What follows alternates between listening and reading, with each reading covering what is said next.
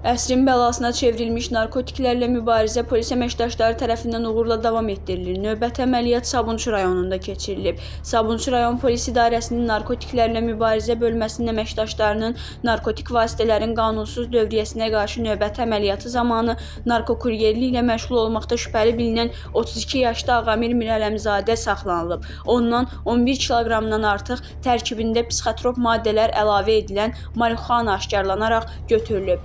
Saxlanılan şəxs ifadəsində narkotikləri sosial şəbəkələrdə tanış olduğu İran vətəndaşı vasitəsilə əldə etdiyini və paytaxt ərazisində ayrı-ayrı ünvanlara pul müqabilində çatdırdığını bildirib. Faktla bağlı başlanan cinayət işi üzrə istintaq araşdırmaları davam etdirilir. Qeyd edək ki, Sabunçu rayonunda polis əməkdaşları tərəfindən cari ilin əvvəlindən bu günə qədər keçirilən əməliyyatlar zamanı 95 kiloqram müxtəlif xassəli narkotik vasitələr və psixotrop maddələr qanunsuz dövriyyədən çıxarılıb.